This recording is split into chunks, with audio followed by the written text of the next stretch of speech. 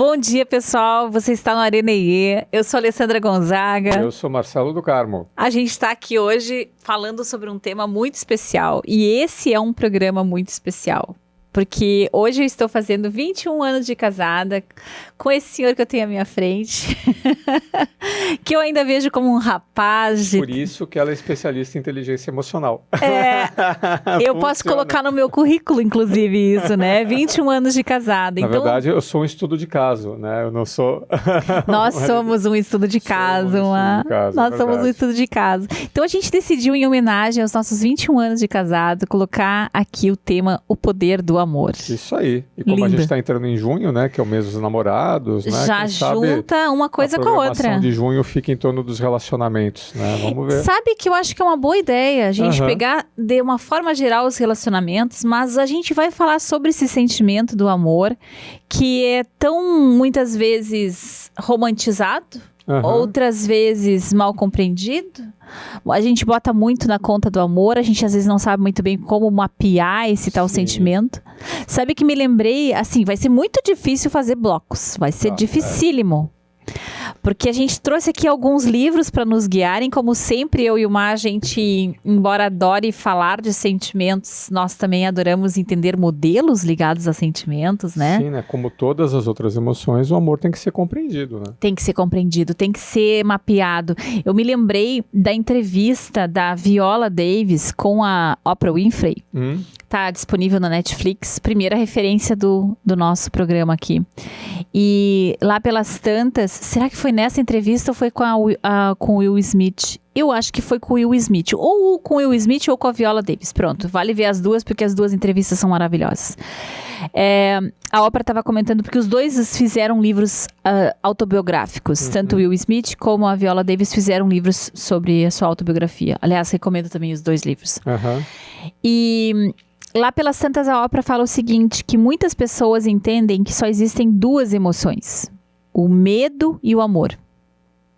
E que todas as outras são derivadas dessas duas raízes. Olha só. Eu acho muito linda essa percepção, porque ajuda a entender como também funciona o nosso cérebro. Estamos acolhidos pela vida, pelo ambiente, pelo outro, pela nossa cultura, pelo nosso trabalho, ou estamos sob ameaça? Então, essa divisão entre acolhimento ou simplesmente uma sensação de que eu preciso fugir ou reagir. Pertencimento, né? Que é o amor. Ou pertencer ou reagir. Eu gostei dessa divisão. Dual, né? Porque o amor por si só já é uma emoção muito complexa, né? Tem muita coisa ali dentro desse construto amor, né? Mas vamos lá então, Ali. Vamos lá então. Tudo bem então, equipe? Nós aqui estava com a equipe conversando, tranquilo? Tá tudo certo? Legal. Então vamos dar as boas-vindas a todo mundo para falar desse tema maravilhoso. 21 anos de casado como é que é o nome do metal? Zircão, que tu falou. Zircão. Bodas de zircão. Estamos com bodas de zircão. E a primeira vez que achar um zircão. Quem souber onde é que acha um zircão, pode botar ali nas redes sociais do @ConexãoIE. Se você está nos assistindo pela Rede Sul, né, canal 55 HF ou canal 11 da NET, também dá uma olhada lá nas nossas redes sociais, né, e me dê uma dica, por favor, né, que eu já tenho uma lição de casa, achar um zircão. Ah, não, a minha vida não vai ser completa sem um zircão agora, mano. Senão eu não chego nos 22 anos. Muito bom.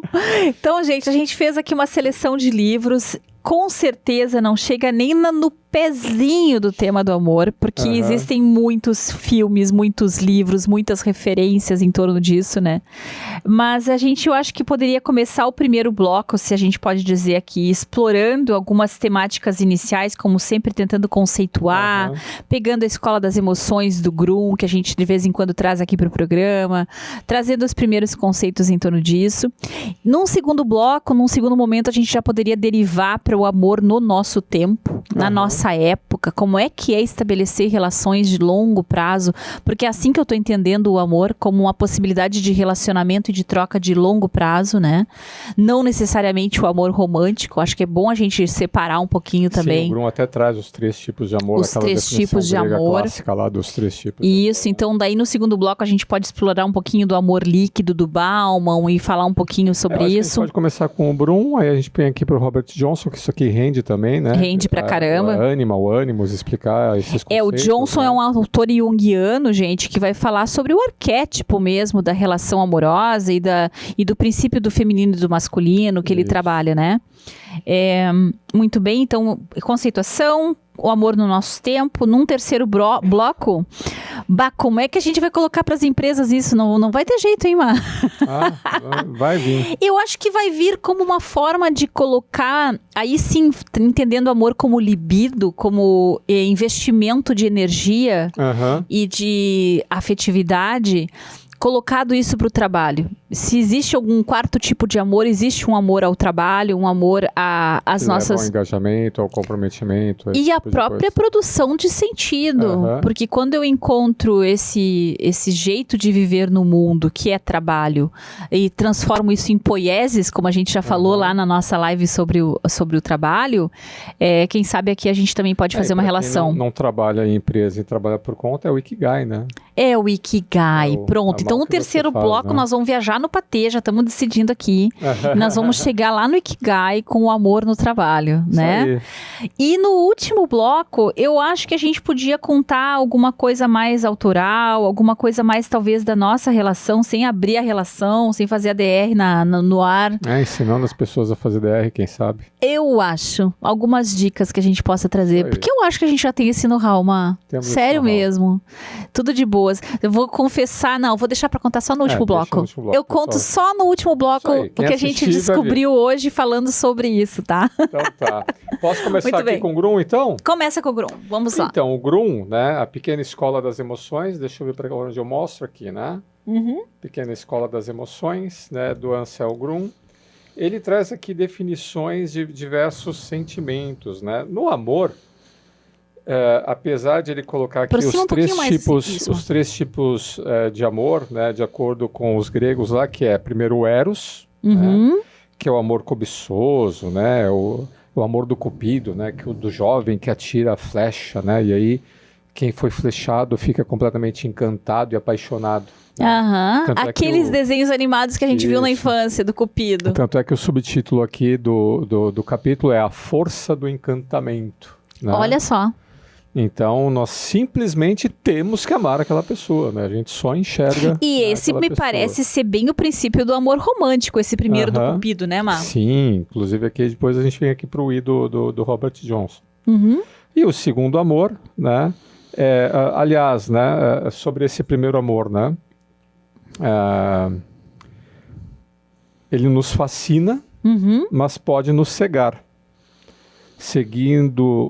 Seguimos um amado e somos cegos em relação aos seus lados sombrios, né? Esse é o problema aqui, a dificuldade desse amor Eros. Ele fascina, mas pode cegar. Que interessante. Cegar, porque você só vê, né, o lado as qualidades. E diminui a importância, né, do lado ruim. É mais ou menos aquela fase da paixão, né?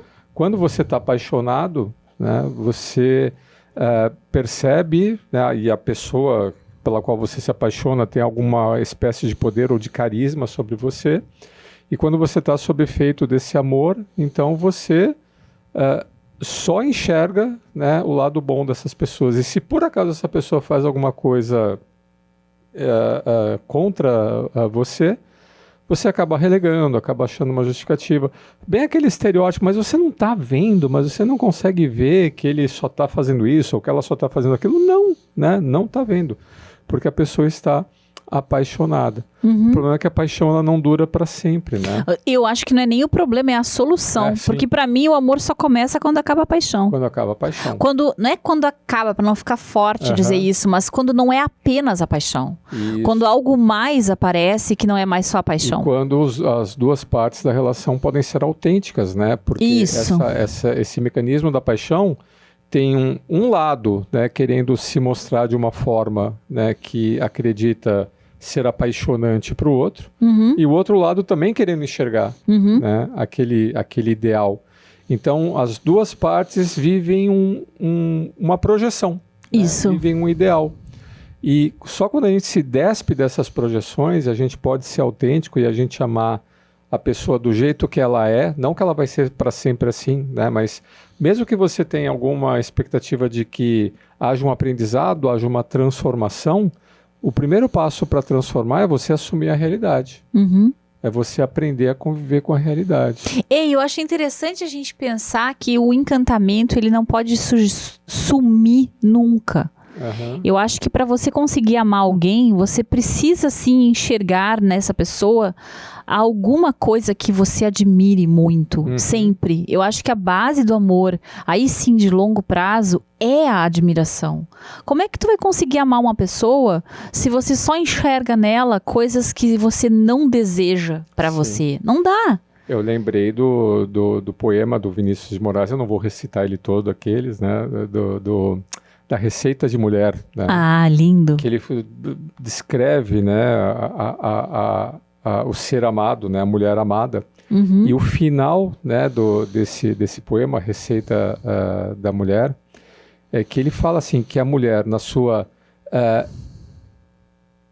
infinita imperfeição, então, na sua infinita imperfeição, constitua a coisa mais bela e mais perfeita de toda a humanidade. Que lindo. Então, ele coloca toda uma descrição, né, do como ele vê a mulher, ou a receita da mulher ideal, e aí no final do poema ele fala, não, mas assim, ó, que ela sempre seja misteriosa, que eu nunca consiga entendê-la, né, que ela feche os olhos e ao fechar os olhos ela dá a impressão que ela vai sumir para sempre, eu nunca mais vou conseguir vê-la.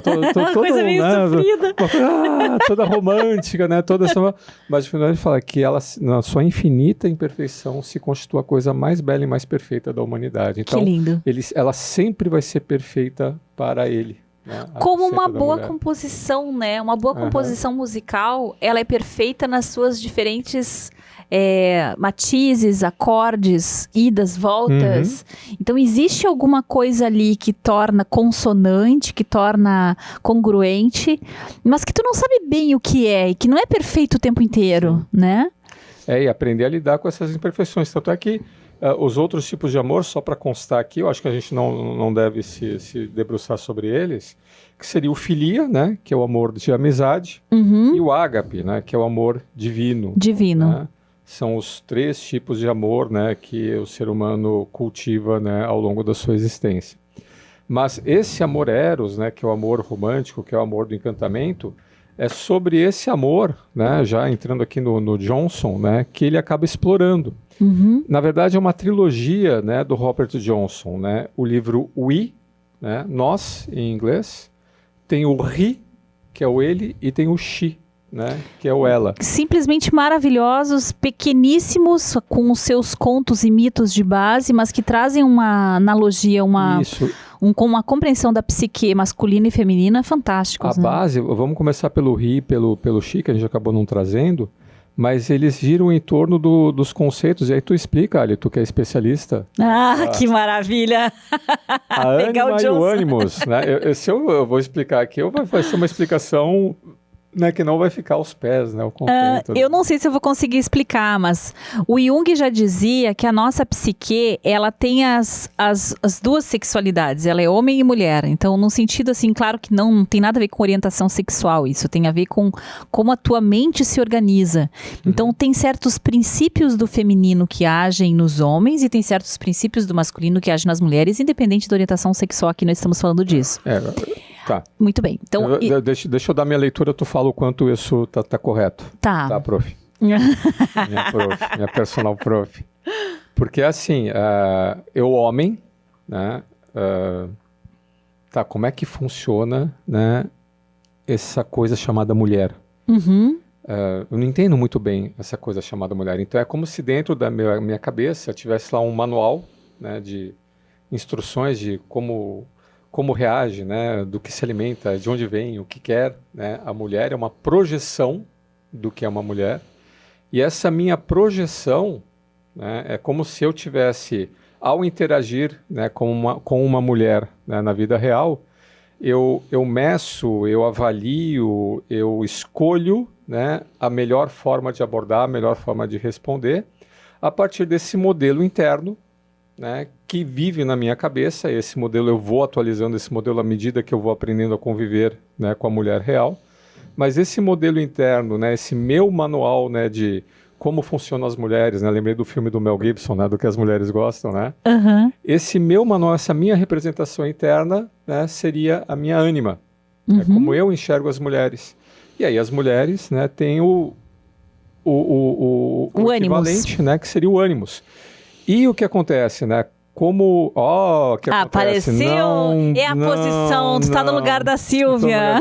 Um abraço, Silvia. Um abraço, Silvinho. Mas como eu vou fazendo essa projeção e eu, homem, sou muito influenciado no começo da minha existência pela convivência com minha mãe, ainda mais que eu não tive irmãs, tem no meu começo da minha trajetória uma influência muito grande da minha mãe. Assim como para as meninas deve ter ou pode ter uma influência muito grande da figura paterna, né, ou da figura dos irmãos. E isso, né, pode ser bom, pode ser ruim, né, porque a gente sempre vai acabar fazendo aquela comparação entre a pessoa real e o teu padrão que você herdou, né, que era da sua mãe ou do seu pai. Eu queria pegar uma coisa um pouco mais antiga, Mar. Porque o Jung ele fala muito sobre o inconsciente coletivo, que tem a ver com a nossa ancestralidade, com coisas que a gente foi captando no decorrer dos séculos como humanidade, e não necessariamente algo que aconteceu apenas na tua infância. Então, o que foi por séculos a formação nas famílias humanas? As mães cuidavam dos seus bebês, né? E ficava ali até o momento em que essa criança conseguisse ir para o mundo, e o ir para o mundo, quem cuidava do mundo, quem cuidava da porta de casa para fora, era o pai. Então isso internalizou uma ideia em nós de que o menino, o homem, é o mundo, é o trabalho, é o lado lá fora, é o mundo externo, é o outro. E que a mulher, por sua vez, o arquétipo feminino, e por isso que a palavra vem a ser arquétipo, é uma construção mental. Graças a Deus as mulheres não ficam mais só em casa, pelo amor de Deus, gente. E esse arquétipo ajudou muito, mas agora atrapalha, né? Porque atrapalha pra caramba. A gente virou tudo. Mas vamos lá, o arquétipo feminino é do aconchego, do mundo interior, do mundo da alma, da questão do sentir primeiro e depois pensar. Então, existe essa dualidade e que vai se mesclar em nós. Então, tem mulheres que vão ter o seu ânimos mais ativado, digamos assim, e vão ser mulheres mais no mundo. E tem homens que vão ser mais alma. Mas ele, inclusive, às vezes chama a ânima de alma. Às vezes ele chama ela de alma, por causa que é isso, é o mundo interno.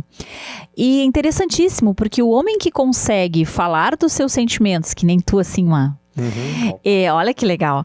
E a mulher que consegue ser no mundo são pessoas mais integradas. Sim. São pessoas que conseguem se articular melhor com as diferentes dualidades da vida. Qualquer aprendizado, né, Ali? A gente tem que entrar em contato e tem que ter uma conversa e atualizar esses padrões mentais, esses arquétipos que nós trazemos. Isso. E apesar da obra do Johnson, né, ela ser baseada nesses arquétipos, assim, digamos assim, mais tradicionais, né? Vamos lembrar que isso daqui foi escrito lá na década de 60, 70. Né, 70? Tem o primeiro ano da obra aí, só pra gente poder atualizar as pessoas. Mas foi lá pelos anos 70, por ali, né? Então, mas essa daqui é uma versão de 83. Tá. Né?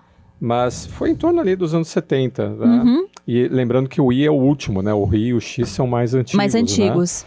Né? Mesmo que seja assim um arquétipo baseado num modelo de homem ou de mulher ou de relação do século passado, para você iniciar um entendimento sobre isso, eu acho que ainda são obras super válidas. E aí vale a pena ver os três, né? Vale a pena entender o Ri, vale a pena entender o I e vale a pena entender o Xi. E ele sempre faz essa discussão psicológica, né, do arquétipo, e ele cola esse arquétipo num mito, né, numa história. Uma historinha. Então, por exemplo, no Xi, eu lembro, é a história da Perséfone. A Perséfone, né, era... Imagina, né, a garota mais cobiçada do Olimpo, né, que encantava todos, né, e era aquela voz doce, aquela beleza, aquele encantamento. Todo mundo queria ficar com a Perséfone. E aí o Hades, né, que era o deus lá do submundo, falou, é minha. E raptou a Perséfone. E escondeu a Perséfone. Não, é minha, e casou e tirou a Perséfone da vida. Né, excluiu a Perséfone. E o Hades era do submundo. O Hades era lá do submundo. Então ele excluiu a Perséfone da vida. Ela não podia mais ver a família, não podia mais ver os amigos, não podia... ia ficar só a serviço do Hades, a mulher que se anulava, né, para o casamento. E aí a mãe da Perséfone, né, a vida inteira buscando pela Perséfone, o que aconteceu com a minha filha, será que minha filha está bem, aquela coisa toda. No final das contas, né, para a história ficar feliz, a Perséfone, ela aprende a balancear a vida dela entre o submundo e o resto da família, etc. Tanto é que a Perséfone, entre outros atributos das deidades, né, ela é a deusa das estações do ano. Então diz que na primavera e no verão ela sai do submundo, né, e volta a frequentar o Olimpo, a esfera terrestre. E inclusive ela é a deusa da agricultura também, né, porque ela favorece, né, a colheita, né, a plantação e a colheita. E quando chega o inverno, outono, ela volta, né, para o submundo. Aí o mundo todo fica triste porque não tem a presença da Perséfone, né? Então esse é o mito, né, do Shi. O mito do Ri é o Percival. Eu pensava que era o mito aquele da mulher que revela o seu marido. Não era esse mito? Sim, que ela acaba verdade, revelando ele. Tem várias versões, né? Porque a mãe não sabia que a Perséfone tinha casado com o Hades.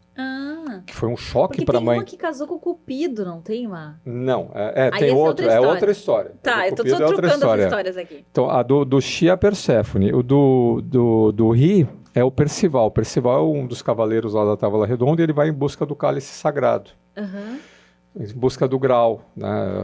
A lenda do Fisher King, do rei pescador que se queima, e aí o reino todo cai em tristeza, em fome, em miséria, e tem que achar o Graal. Tá? Mas aí, para achar o Graal, tem que se despir, né, de todo o Eros. Só um homem puro, né, só um homem limpo, um homem virtuoso, né, consegue achar o Graal. Né? Então, essa questão do que a gente estava recém falando do Eros, né? Então, tem que tirar, né, o encantamento. Tanto é que o Percival, para ele encontrar o Graal, ele se despe até da sua própria armadura de cavaleiro, né? E aí ele encontra o Graal, etc. Então... Ou seja, se eu tentasse trazer aqui para nós, para poder o pessoal... Tá, mas esses dois malucos estão falando de história grega, o que isso tem a ver com amor, né? E o que eu acho que a gente pode trazer aqui uma relação é a seguinte, para os meninos, tá? O que é a moral da história do Johnson, da forma como eu li? Sim. Fragilizem-se, permitam-se reconhecer os seus sentimentos, as suas vulnerabilidades. E quando um homem permite isso, ele de fato se torna um homem, né? Por isso não é mais um menino tentando ser forte o tempo inteiro. Por isso que eu sempre brigava com aquela visão dos homens são de Marte e as mulheres são de Vênus. Não, o homem é tão frágil quanto a mulher de Vênus. Ele só precisa admitir isso. Exatamente. E no caso das mulheres, tirar essa idealização, né? Essa idealização que se tem de que tem que ser de uma determinada forma e que também a gente precisa ser a princesa perfeita. Sim, tem que se anular pelo casamento e tem que viver só em torno do marido, etc. Que hoje virou esse jogo, Eu vejo hoje uma certa... Porque houve uma época em que as mulheres precisaram sair para o mercado de trabalho e tudo mais, e era uma escolha muito difícil, tanto que se tinha carreira ou a vida a dois, né? Tu quer ter um trabalho ou tu quer ter uma família? Era essa uma escolha há poucas décadas atrás. Hoje a gente aceitou que a gente quer as duas coisas, na maior parte das vezes, a gente quer ter uma família, a gente quer ter uma carreira, e isso faz ser bastante difícil manter essas duas coisas, então tem muitas mulheres que acabam ou priorizando sua carreira ou não conseguindo uma relação que possa se manter mais tempo e acabam cuidando dos seus filhos sozinhas. Então, é de cada vez mais uma carga mais pesada para a mulher. E eu acho que o desafio hoje para a mulher é diminuir a sua autocobrança de perfeição. Nos grupos de mulheres que eu tenho ido, isso tem sido o mote mais frequente. A gente ainda idealiza a Mulher Maravilha, a que faz tudo, não se cansa, é sempre bonitona, perfeita e é sempre admirada por todos, por todas. Então esse ideal de perfeição é um jugo, é um peso muito grande para a mulher.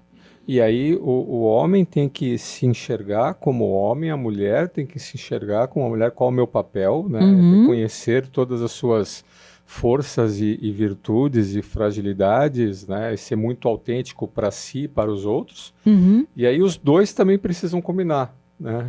Exato. Precisa dar, como é que fala? O match, né? Precisa ter o encontro certo, que é o que ele aborda no I. Né? Esse livro aqui eu recomendo só ler depois que leu o Ryu e o Shi. Né? Pelo menos a mulher tem que ler o Shi e o homem tem que ler o Ryu. Né? Senão, mesmo porque ele faz muitas referências aos anteriores. E aqui, além da Blancheffer, é a história do Tristão e Isolda.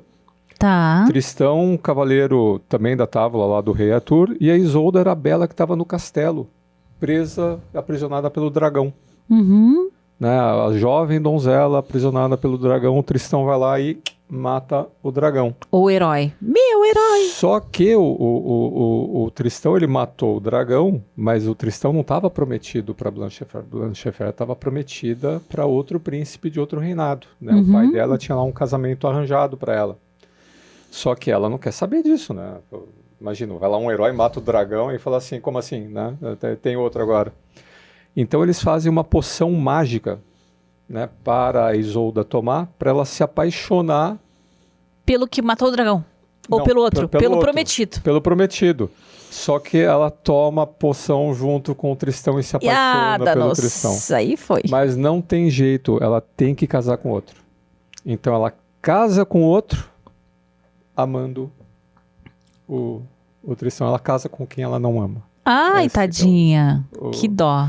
E aí eu não vou contar mais spoiler, mas dizem que Romeu e Julieta se inspirou, né, na lenda do Tristão e Isolda. Tá, então eu vou contar uma outra história que me tocou e que eu acho que já podemos passar. Nossa, a gente passou 2 blocos em um. Esse tema... lenda, né? Não, esse tema dá pra fazer uns 10 episódios, né? A gente não vai conseguir vencer todos os livros que a gente trouxe, muito menos tudo que a gente podia dizer sobre isso. Afinal, 21 anos de casado tem assunto à beça pra falar em amor, né, amor? Tá, mas vejam só.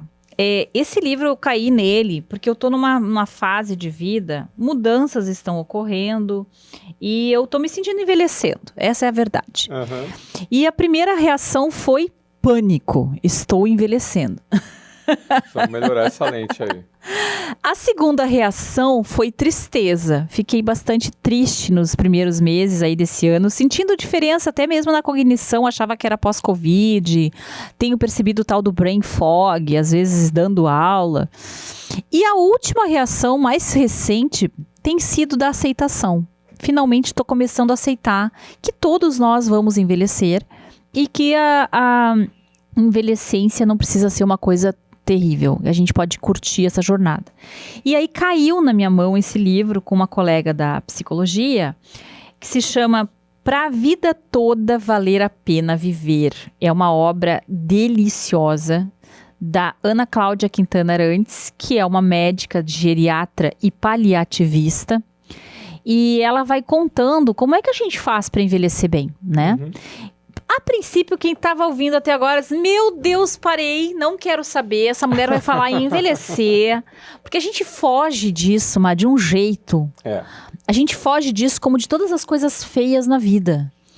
E o que ela traz aqui é uma linda história de amor, entre as outras coisas que ela vai trazer, que eu quis trazer para o nosso tema do amor. Então, entre as coisas que a gente precisa fazer para envelhecer bem, uma delas é, na parte 3, ela explora lapidar as relações humanas. E aí fizeram esse estudo, que ficou conhecido como o mais longo estudo de Harvard, se chama Harvard Study of Adult Development, né? Estudo de Harvard sobre o desenvolvimento da fase adulta. E ele começou em 1938, E ele continua acontecendo. Ele já envolveu milhares de pessoas. O autor desse estudo é um cara chamado Robert Waldinger, inclusive tem um TED dele. E o que ele traz de conclusão de como é que se envelhece bem, porque eles estão acompanhando essas pessoas, desde então já estão nos filhos, já estão na outra geração. E eles estão chegando à conclusão que de todos os fatores possíveis para uma pessoa viver mais e melhor, porque não é só viver mais, é viver mais e melhor, né? Não chegar na decrepitude, né? Sim. É a dimensão de relacionamentos. Por isso que eu adorei a gente colocar o mês dos relacionamentos. Porque a gente conseguir ter relacionamentos significativos, importantes, é extremamente importante para você chegar bem lá no final da vida, né? Sim. Falei importante. Aí tu fala do que acontece e eu com as palavras que eu repito. Mas aí ela conta uma história de amor aqui que eu achei belíssima, que lembra muito Tristão e a Isolda, é isso que eu queria chegar, que é uma senhora que chegou no consultório dela, teve um diagnóstico de câncer terminal, infelizmente essa senhora estava no fim da vida com 80 e muitos anos, e o companheiro dela, de 80 e muitos anos também, vira para ela e diz assim, que pena, passou tão rápido, né, sobre a vida deles juntos. A médica achou que era uma metáfora para tantos anos juntos, e aí ele explicou que, na verdade, eles tinham 2 anos e poucos de casados. Olha lá. E eu tive a oportunidade na vida de conhecer um casal assim também, Má. Um casal que se conheceu já idosos. Quer dizer, desculpa, casaram já idosos, mas se conheciam na juventude. Tem aquele vínculozinho, né? Tem aquele match que aconteceu anos antes. E nesse caso desse casal também. E o que eu achei belíssimo é que eles se sentiram abençoados até o final da vida dela, né? E foi isso que ela relatou ali, por terem encontrado o amor. Aí é que chega o ponto. Então, uma vida em que você não consegue dedicar a outra pessoa esse tanto de si, esse sentimento de amor, é uma vida triste, sabe? Então, quando ele chega no fim da vida, ele diz, não, mas pelo menos eu tive 2 anos do meu grande amor. E entendeu isso como um grande prêmio. Achei lindíssima essa história. E essa é a provocação do Johnson, né? A pessoa que ela passa uma vida inteira longe da pessoa que ela realmente amava. No caso da lenda do Tristão e Isolda, não deu, né? Eles acabaram, né, tipo Romeu e Julieta, né? O Tristão morre, aí a Isolda morre em seguida. Tinha que ser uma tragédia grega, né? Não é com todo mundo que dá certo. Não é com todo mundo que dá certo. Pois é, aí eu queria colocar um outro lado dessa questão. Pronto, aí eu quero virar um pouco o jogo. Quem tá nos ouvindo vai dizer, esses dois estão achando que isso daí é, né, arroz de festa. Que a gente encontra amor na esquina. E tem muitas pessoas que passam uma vida buscando esse amor. Tem outras que vivem relacionamentos, mas que se sentem solitárias na sua relação. Que, aliás, eu acho que é o pior tipo de solidão, né? Sim. A solidão acompanhada, a solidão estando com alguém e sentindo que não tem esse sentimento. Outras sentiram esse sentimento em algum momento da sua vida e dizem para nós, olha, eu acho que era paixão, porque passou, né? Então, assim, vamos lá, tô jogando para ti em campo aberto. Por que será que algumas pessoas conseguem vivenciar isso e outras não, Má? Porque, e aí eu vou trazer aquela frase, né, de um dos filmes que a gente adora, né, tem gente que ama e odeia, a gente gosta muito, que é o Moulin Rouge. Ai, lindo, que adoro. A frase que começa e termina o filme é a maior coisa que você vai aprender na vida é amar e ser amado, né, the greatest thing you've ever learned is just to love and be loved in return. Então, eu acho que o amor, né, não é uma coisa assim que está pronta. Achei, ganhei o bilhete de loteria. Ganhei o amor. A gente aprende a amar. A duras penas. A gente aprende a amar e aprende a ser amado. Então, para você encontrar esse amor aí, dos mitos, etc., o processo de aprendizado requer uma mudança pessoal, uma mudança dos seus conceitos, uma mudança... Não vem muito ao caso, mas eu lembro lá de uma passagem, né, que Deus fala para Abraão que para ele seguir o caminho lá de Deus, ele teria que deixar a sua cidade, deixar a sua vila e deixar a casa dos seus pais. Né? Nessa ordem, deixar a sua cidade, sai ali da sua cidade, do seu país, sai da sua vila, da sua comunidade e sai da casa dos seus pais. Pode parecer redundante, né? Mas qual que é a ideia? O sair da sua cidade, a sua cidade... E quem contou isso foi o Rabino Dudu, não foi? Isso, a sua cidade, a sua vila tem uma cultura. Ali, né? Se você for lá para o Alegrete, se você for lá para São Paulo, existe um modelo alegretense do que é um casamento de sucesso. Né? Existe um modelo paulistano do que é um casamento de sucesso. Ou naquele nicho social que eu vivi, existia uma ideia, uma expectativa disso. E a casa dos seus pais tem os valores que você herda dos seus pais, né, sobre o que é um casamento valoroso. Então, se dispa de tudo que você acha que você sabe sobre esse conceito. E vem aqui aprender como é que é. Pronto, aqui tu trouxe uma coisa importantíssima pra gente trazer. Que vem a ser o efeito dos nossos pais e da nossa criação e das expectativas que nós temos em relação a uma relação que nos influenciam na hora de receber e dar amor, né? Me lembrei de um livro que não tá aqui porque a gente não conseguiu achar lá em casa, que é A Arte de Amar, do Erich Fromm, escreve com 2 M's esse Fromm. É um livro antigo também, mas o que o Fromm defende lá? Que amar é uma arte que precisa ser aprendida, que precisa ser praticada, que não é uma coisa que a gente também é abençoado. Eu não acredito em poção mágica, eu acredito que sim, as pessoas se apaixonam para começarem o jogo, para começo de estrada, que nem filhotinho. Quando tu vai pegar um filhotinho na pet, ele não é fofo, não é querido. Inclusive filhotinho de humano. Mesma coisa. Nossa, é cor de rosa, olha as patinhas, olha o narizinho, ai que delícia. Porque tem que ser encantador para começar a jornada. Sim, senão não aguenta. Senão não aguenta, né? Então, assim, no começo é encantador, mas isso é apenas para começar a jornada. Assim que começar a ficar difícil é que tu tá realmente iniciando o teu aprendizado no amor. E aí o problema do Eros, né, que tu falou, porque se você se apaixona por aquele encantamento, quando você descobre que aquele encantamento não é real, fala, não quero mais isso. Não quero mais, próximo. Que entra no mundo do amor líquido, olha só. Vamos trazer aqui o Bauman, ó. Esse livro, ele não é exatamente o que ele promete ser, tá? Quando a gente olha amor líquido, tu diz, nossa, ele vai falar sobre as nossas relações, de como a gente não consegue mais manter os relacionamentos, de como as pessoas trocam de parceiro, como trocam de gosto de sorvete, sei eu, né? Então, assim, não é sobre isso o livro. O livro traz muita coisa sobre a relação com a sociedade, sobre as diferentes comunidades, sobre as relações no ponto de vista sexual das pessoas. Ele fala de outras coisas mais sociológicas. Mas tem alguns trechos do livro que são bem interessantes, que tem a ver com o ser ou não ser uma coisa permanente, ou ser mais frequente, durar mais tempo ou não. Será que a gente pode chamar de amor uma coisa que não dure? Esse que é uma reflexão que eu achei interessante.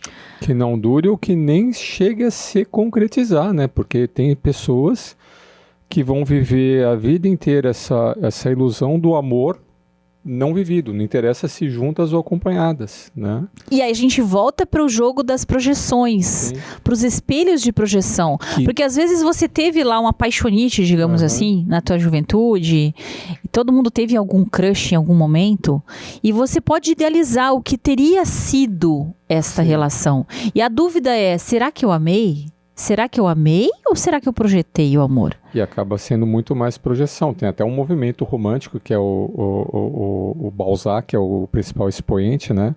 O que é a Balzaciana? A Balzaciana é o expoente do amor platônico. Aquela que projeta, tem lá uma figura, ela projeta essa figura como o amor ideal, mas esse amor ideal está sempre inalcançável. Sempre é casado com alguém, sempre morreu, sempre foi para a guerra, né? E a Balzaciana, ela vai terminar, né, a sua vida isolada, né, sonhando, né, no amor que ela poderia ter tido, mas nunca teve. Né? Porque ela idealizou tanto, né, esse amor perfeito, que enquanto a vida passava aqui, né, e ela podia ter amado, ela ficou nesse mundo, né, de ilusão. De sonho. E ficava nesse mundo platônico, vivendo sonhos de amor não vividos. Tá, mas aí eu fico pensando, o Amor não sei de Perdição, se a gente... A Mão e a Luva, qualquer livro de Nossa, Balzac.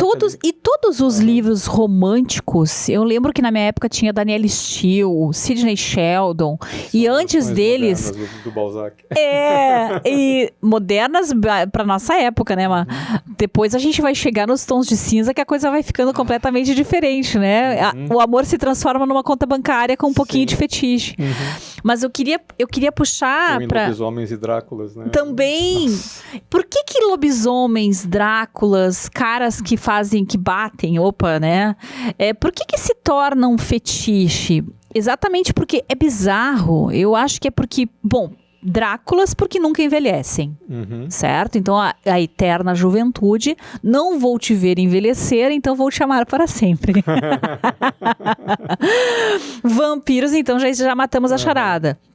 O que mais que sobra no menu? Os lobisomens. Né? Lobisomens, pela questão animal selvagem, me pega num canto, me chama de lagartixa. Legal. Qual é o próximo da lista? Bilionários.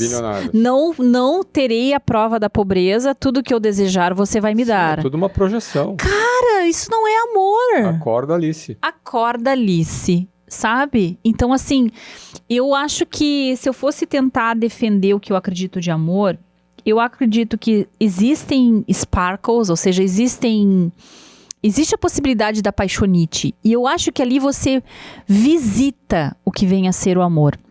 Mas que o amor em si, aí tem alguns estudos sobre isso, se não me engano é a Helen Hayes, se não estiver enganada, que ela fala sobre a química do amor, é uma neurocientista, e ela vai defender que sim, precisa de tempo, de duração e de diferentes registros no cérebro de uma relação para ela vir a se tornar amor.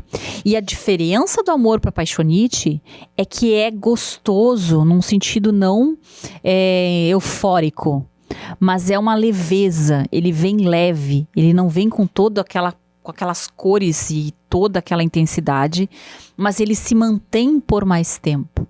E eu acho que aí sim a gente pode dizer que o amor chegou, que não é mais os sparkles, né, mais aquela coisa uau, né, mas tem uma sensação de acolhimento que te preenche, ele te nutre. Que nem quando a gente come uma refeição gostosa, assim, fica saciado, né, ele te nutre. Ele não vai deixar você com vontade de mais alguma coisa. Exatamente. E é um aprendizado e é uma descoberta, uma autodescoberta e uma descoberta do outro. Eu acho que o se despir dessas projeções, né, dessas ilusões e ver a vida como ela é.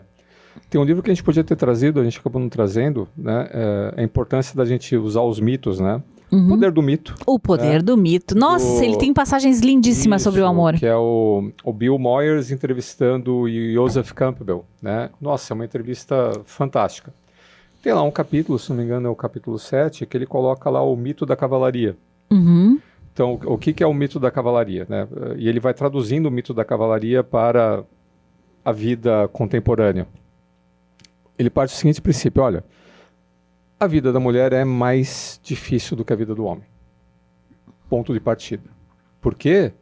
As transformações, né? A questão biológica da mulher, o ser mãe e carregar, né? Os múltiplos papéis. Os múltiplos papéis. Então, a vida da mulher, ela é mais vulnerável do que a vida do homem.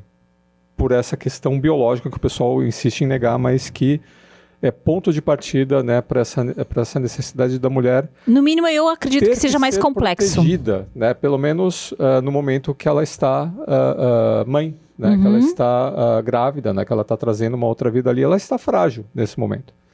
Então a vida da mulher é mais complicada, é mais vulnerável, né, do que a vida do homem. Então, isso no mito da cavalaria do Campbell. Do Campbell. Explicado pelo Campbell.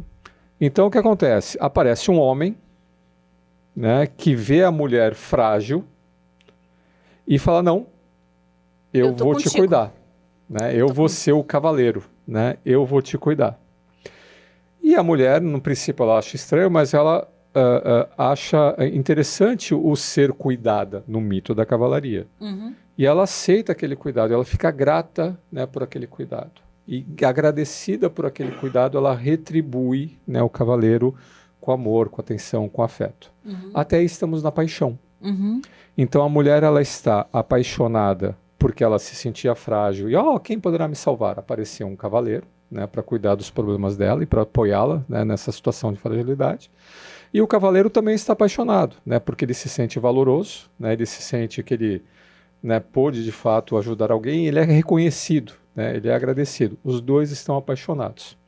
Quando é que a coisa deixa de ser paixão e começa a virar amor? Esse cavaleiro que vem em socorro, né, da donzela, ele é tão vulnerável quanto a donzela. Ele só está com uma armadura. Tão full, né, quanto até mais. Né, ele só está ali, né, na armadura. Então, esse cara, ele não vai conseguir segurar a armadura o tempo todo. Então, ele vai despir a armadura. Uma hora ele vai deixar a peteca cair. E quando esse cara deixar a peteca cair, né, e a mulher, em vez de falar, não, então não quero mais, vou atrás de outro cavaleiro, e também vir ao socorro, né, até que tem muito filme que tem esse meme, né, da mulher vir em socorro, né, do homem, e ela vir em socorro dele, e ele perceber que ele também pode contar com ela, né, e ela não ter deixado de ser grata por ele mesmo numa situação de fragilidade. Sabe quando eles se despem, né, da projeção de cavaleiro, né, e da projeção de frágil donzela, e os papéis se invertem. E aí pro cara é uma surpresa. Nossa, ela também cuida de mim. Nossa, ele também é frágil, eu também posso cuidar dele. E ele também vai... Então, quando o mito se repetir, mas se trocando os papéis, e a relação se sustentar, e o pessoal vê que é uma troca, né? E que é um jogo que vai ser jogado para sempre nessa troca. Somos vulneráveis e vamos cuidar um do outro. Aí a gente começa a se amar. Então é fantástica essa explicação do Joseph Campbell. Se não me engano, é o capítulo 7 do Poder do Mito. Vale a pena ler esse livro só por esse capítulo. E eu acho que aqui a gente está trazendo uma contribuição do amor de uma maneira agora não mais de novo no amor romântico, mas de que duas pessoas se comprometem a cuidar uma da outra. Duas pessoas se comprometem a zelar pelo aprendizado uma da outra e fazer isso de maneira cuidadosa. E considerando que muitas vezes a gente não vai estar no nosso melhor dia, a gente vai ser aquela pessoa ácida, talvez triste, talvez rabugenta, ou o homem também, nos seus dias de maiores dificuldades, e que a gente vai suportar um pouco isso, nunca lesionando também o parceiro por conta disso, né? O que eu quero dizer? Tem gente que abusa, né, Má? Sim. Tem gente que abusa da relação. Por exemplo, uma das coisas que eu vi... Né? Uma das coisas que eu vi, por exemplo, da Jordan Peterson, que eu gostei. Tem algumas coisas que ele fala que eu acho que são um pouco radicais, mas dessa parte eu gostei. De que um casal tem que continuar se arrumando um pro outro e fazendo agrados um pro outro. Eu acho muito ruim esses casais, assim, que se largam. Deixa de fazer a corte. Pois é, assim como aquele casal, aquela mulher que vira pro cara e xinga ele na frente dos outros, sabe? Que coisa horrível.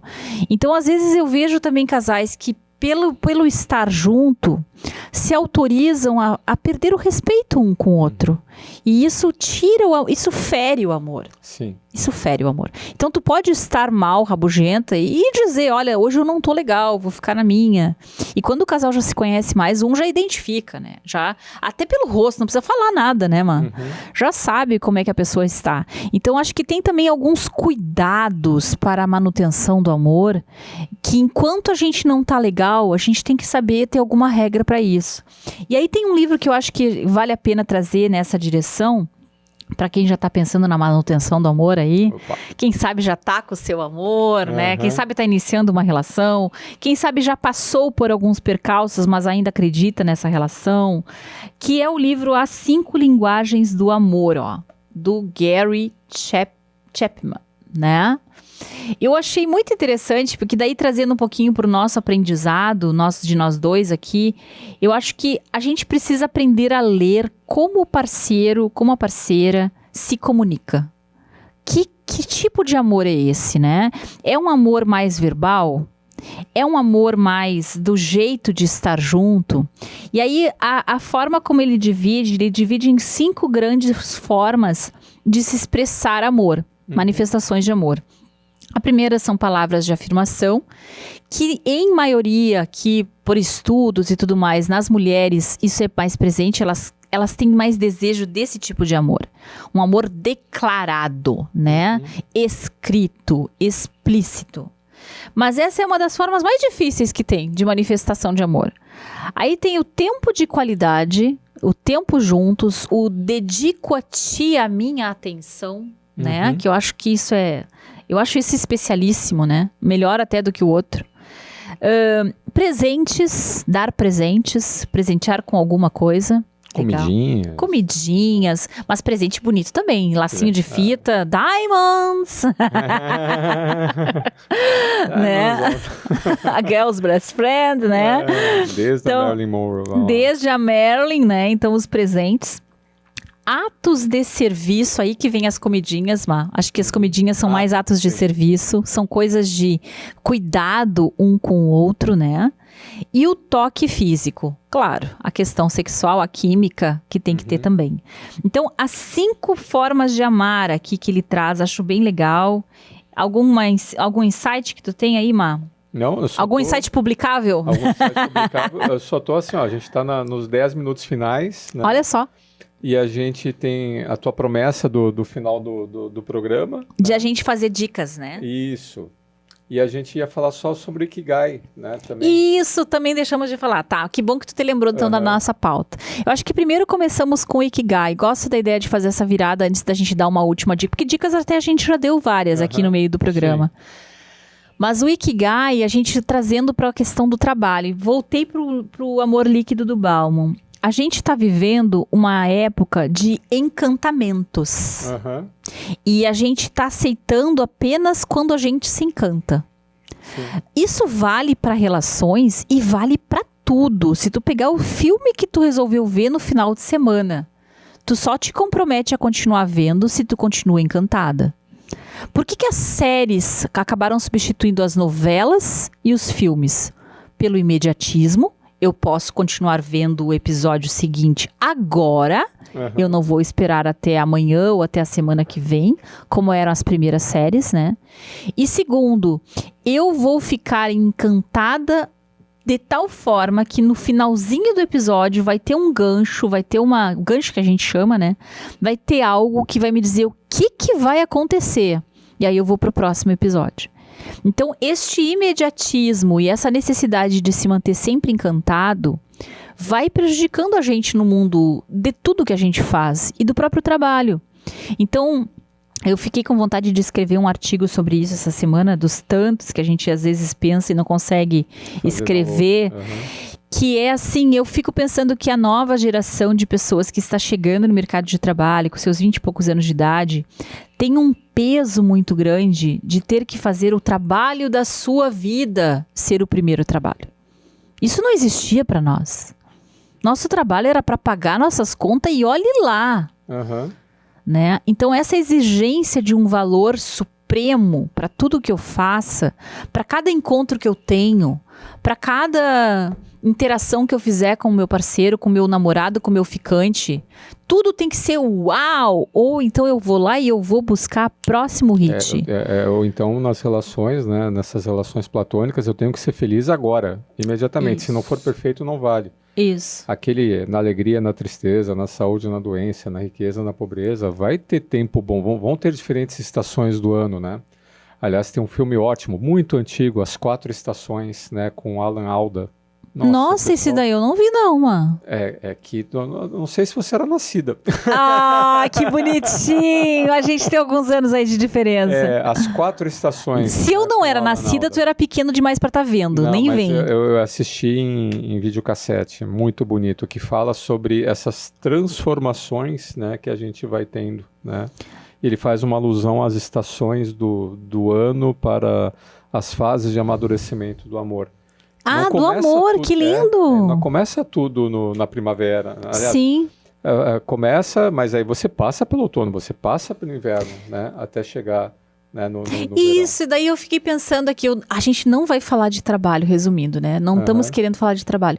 Mas o que eu tava me lembrando, aniversário de casamento, né? Poxa, gente, nos dá uma folga. Nós não queríamos falar de trabalho hoje. Mas eu tava pensando que antigamente, quando eu tava lá nos meus 20 e poucos anos, eu tive uma época que eu era fanática por comédias românticas. Foi antes de te conhecer, viu, Mar? Opa. Ó. E eu me lembro que eu tinha uma locadora, que eu pegava sempre ali pertinho do pensionato das irmãs, lá da João Pessoa, aqui em Porto Alegre. Quem conhece ali sabe, era chamada de noviça na faculdade, porque eu ia pro final de semana e ficava vendo na minha TV Canguru. Raptou a Perséfone. E com 500 mil comédias românticas que eu adorava ver. E qual era a máxima de toda comédia romântica da época, né? Você tinha uma donzela que não sabia que era uma donzela, que era geralmente uma atriz belíssima, magrésima, fantástica, mas que se achava pouca coisa, né? Nunca pode se achar muito, né? Mas era tudo aquilo. E aí ela vai lá e cruza com o super-herói da história, que é um idiota, que é um sem fundamento, que não tem noção, que tropeça em si mesmo, que é meio que um bobo da corte. Ela entra em apuros, ele tenta ajudá-la, ela rejeita a ajuda dele, porque ela é uma super mulher independente. Que é o cara que ela vai atrás, que não é esse. Que serve só pra mostrar. É o Tristão e a Isolda. E aí, no final das contas, como é que a história acaba? Ele se declara pra ela e 2 minutos depois acaba o filme. Então, assim, tu nunca sabe o que de fato é a vida a dois. Era assim as comédias românticas. A comédia romântica era uma autorização para continuarmos juntos. A gente não sabe como esses caras pagam as contas. Não, nunca precisam trabalhar direito. Nunca tem uma criança berrando de manhã para sair da cama. É o mito, né, da paixão. Então assim, isso atrapalha. Eu acho que isso atrapalha as pessoas de lidarem não apenas com a realidade, mas com o que há de mais consistente no amor. O amor pode se transformar numa fonte de motivação, de produção de sentido, de uma vida rica. E se você tá ali presa nessas ideias de paixonites ou de encantamentos, você perde o melhor dessa experiência, sabe? Eu tenho essa impressão. E aí a gente tem isso hoje potencializado com a internet, né? Com as séries, com as... tem mais essa. Eu acho que tem uma das coisas que se... Elas são funções, né? Elas não são mais relações. As relações acontecem enquanto as pessoas têm a sua carreira. Acho isso também tão deprimente quanto. Eu também acho deprimente. Mais uma coisa só para nós. Estamos fechando no deprimente, né? Mas vamos tentar puxar aqui. Isso. Eu acho deprimente a gente tá também se revelando demais. Porque... a gente, falarmos dos sentimentos. A gente aqui no Arenê é super aberta a se falar dos sentimentos. As pessoas estão querendo que em pouquíssimo tempo elas se tornem absolutamente tudo para a vida de outra pessoa. Naquele momento elas querem tudo, né? Eu tenho a impressão que a gente está revelando demais. Quando a gente tinha as cartas, o namoro à distância, o tempo para ir gostando de alguém... a gente ia se acostumando com a ideia, né? E a gente ia se acostumando também com o outro chegando na nossa vida. E agora parece uma coisa que é meio tudo ou nada. Ou a gente vai lá juntos e seja o que Deus quiser, ou a gente então vai lá, fica só no encontro e vamos pro próximo. A gente tinha toda a fase do namoro, do noivado, porque ao longo desse período ia aparecer na alegria e na tristeza. Exato. Iam aparecer as dificuldades. Como o casal se porta nas dificuldades, como o casal se porta e vence desafios que fazem parte da vida, é que a gente vai de fato conhecendo a si mesmo, conhecendo ao outro e aprendendo a convivência, né? Então são fases que precisam ser passadas, né? Não podem ser atropeladas. Então é importante, né? A gente se dá um tempo para a gente se conhecer o outro, né? Por todos os tipos de aventuras e felizes e não felizes, todas as vicissitudes, para a gente fazer parte desse processo do que é o aprendizado da vida a dois. É verdade. E eu acho que tem uma reflexão final que dá para fazer aqui, agora chegando nos finalmente de uma maneira positiva, que é assim, existem coisas que a gente aprende sozinho na vida, né? Que a gente só vai aprender por nossa conta e risco. Escolhas que a gente vai fazer sobre o nosso destino, sobre o que importa para nós, que vai ser do indivíduo. Mas tem coisas nesse mundo de Deus que a gente aprende a dois. E eu acho que podemos até dizer que tem coisas que se aprende em grupo, em família, em colegas e tal, mas tem um pedaço da nossa história de aprendizado que é a dois. E eu acho que esse é o melhor benefício que o amor pode nos dar. Isso aí. Não é? Isso aí. Tudo bem. E tudo bem que seja um exemplo, mesmo os exemplos dessas comédias românticas, tudo que você assistir, mas assistir de uma forma refletida, né? Eu acho que facilita o aprendizado da vida real. Isso aí. Então, o que a gente deseja então para nossa audiência, Mar?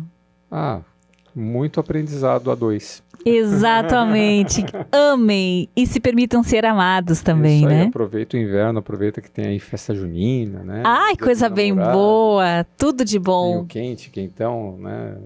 Aproveite para ser generoso no amor e para aprender com o amor. Tem gente que gosta de passar frio lá na serra, fazer o quê, né? Vamos passar um pouquinho de frio e, se Deus quiser, a dois. Obrigada, pessoal. Então, até o próximo Arena IE. Isso aí. Nascemos há mais de 3 décadas com um ideal e ele nunca foi tão verdadeiro e atual. Aprender a aprender, desaprender e reaprender com excelência. Nossa excelência é sobre despertar e viver máximos potenciais. O comportamento está sempre no centro de tudo que foi feito ou deixado de fazer. Resultados são consequências disso. Ser constante, assumir protagonismo e se manter relevante. E o sentimento é que estamos sempre só começando.